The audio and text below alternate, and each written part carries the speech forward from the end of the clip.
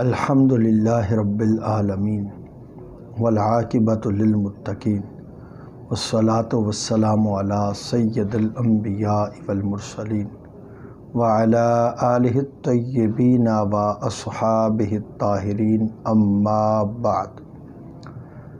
اعوذ باللہ من الشیطان الرجیم، بسم اللہ الرحمن الرحیم۔ ان الذین کفروا وماتوا وهم کفار اولئک علیہم لعنۃ اللہ والملائکۃ والناس اجمعین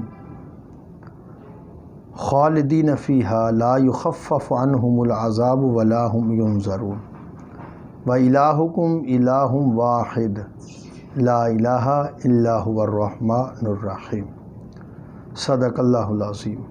اللہم صلی علی سیدنا و مولانا محمد وعلی آل سیدنا و مولانا محمد وبارک وسلم وصلی علیہ۔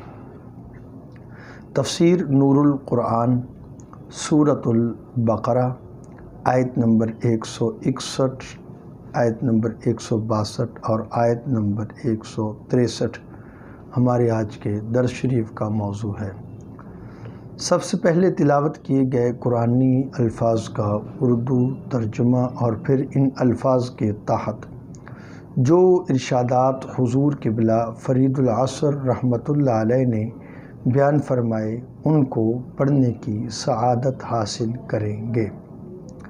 بے شک جن لوگوں نے کفر کیا وہ حالت کفر میں مر گئے، یہی لوگ ہیں جن پر اللہ کی لعنت ہے اور فرشتوں کی اور تمام لوگوں کی۔ وہ اس لعنت میں ہمیشہ مبتلا رہیں گے، نہ ان سے عذاب کم کیا جائے گا نہ ہی ان کو مہلت دی جائے گی۔ تمہارا معبود ایک معبود ہے، اس کے سوا کوئی معبود نہیں، وہ نہایت رحم فرمانے والا اور بہت مہربان ہے۔ ان قرآنی الفاظ کے تحت حضور قبلہ فرید العصر رحمۃ اللہ علیہ کچھ یوں ارشاد فرماتے ہیں۔ کفر کا معنی ہوتا ہے چھپانا۔ کافر کو کافر اسی لیے کہا جاتا ہے کہ وہ حق کو چھپاتا ہے۔ عرب کے لوگ گاڑی کے ٹائر کو بھی کفرا کہتے ہیں کہ وہ ٹیوب کو چھپائے ہوتا ہے۔ کافور میں بھی یہی صورت دکھائی دیتی ہے کہ اس کی مہک تمام خوشبوؤں کو ڈھانپ لیتی ہے۔ حق چھپانے والوں پر اللہ تعالیٰ، اس کے فرشتے اور سبھی انسان لعنت بھیجتے ہیں، اور یہ لعنت کا عذاب ان پر کبھی ہلکا نہ ہوگا اور نہ انہیں مہلت ملے گی۔ اس آیہ مبارکہ سے یہ بات واضح ہو رہی ہے کہ حق کا واضح کرنا، پھیلانا واجب ہے اور اس کا چھپانا بدترین جرم ہے۔ آیت نمبر 159 اور آیت نمبر 160 میں حق کے چھپانے کی وعید ہے۔ جس بات کا علم ہے اسے چھپانا بدترین جرم ہے۔ یہود و نصارہ کو اچھی طرح علم تھا کہ حضور صلی اللہ علیہ وآلہ وسلم اللہ کے آخری اور سچے رسول ہیں۔ جیسے گزشتہ آیہ مبارکہ میں ارشاد ہے کہ وہ حضور کو اس طرح پہچانتے تھے جیسے اپنے بیٹوں کو پہچانتے ہیں۔ ایسے علم کو چھپانے کی وعید حدیث شریف میں اس طرح وارد ہے، یعنی جو کوئی دین کا علم رکھتا ہے اور اس سے وہ پوچھا جائے، اگر وہ اسے چھپائے گا تو قیامت کے دن اس کے منہ میں آگ کی لگام ڈالی جائے گی۔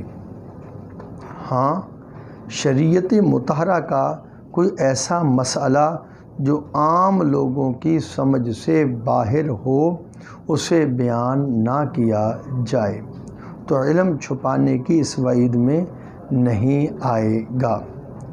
صحیح بخاری شریف میں سیدنا علی المرتضیٰ شیر خدا رضی اللہ تعالی عنہ سے روایت ملتی ہے کہ عام لوگوں کے سامنے صرف اتنے ہی علم کا اظہار کرو جسے وہ سمجھ سکیں، اگر وہ نہ سمجھ سکیں تو ان کے دلوں میں شبہات پیدا ہوں گے اور اس طرح سے اللہ تعالیٰ اور اس کے رسول کی تکذیب ہوگی۔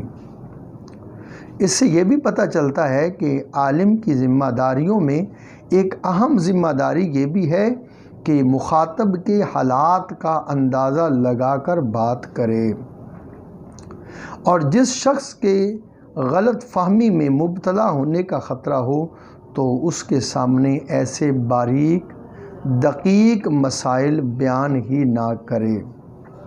اور ایک اور ارشاد گرامی میں اس عنوان کا ذکر اس طرح ملتا ہے، نبی کریم علیہ السلام نے فرمایا، حکمت کی بات کو ایسے لوگوں سے نہ روکو جو اس بات کے اہل ہوں، اگر تم نے ایسا کیا تو ان پر زیادتی ہوگی، اور جو اہل نہیں ان کے سامنے حکمت کی باتیں نہ کہو کہ اس صورت میں اس حکمت پر زیادتی ہوگی۔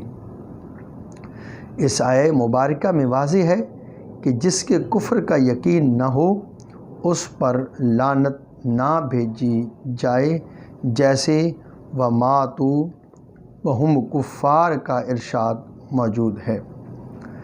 آیت نمبر 163 میں اللہ تعالیٰ جل مجدہ کی توحید کا واضح اور کھلا ذکر ہے۔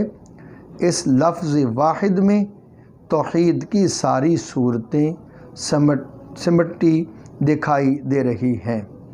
اللہ تعالیٰ اس لحاظ سے بھی ایک ہے کہ اس کا کوئی شریک نہیں، کوئی برابر نہیں، اس لحاظ سے بھی ایک ہے کہ اس کے سوا عبادت میں کوئی دوسرا مستحق نہیں، وہی عبادت کے لائق ہے، اس لحاظ سے بھی ایک ہے کہ وہ اجزاء سے اعضاء سے پاک ہے۔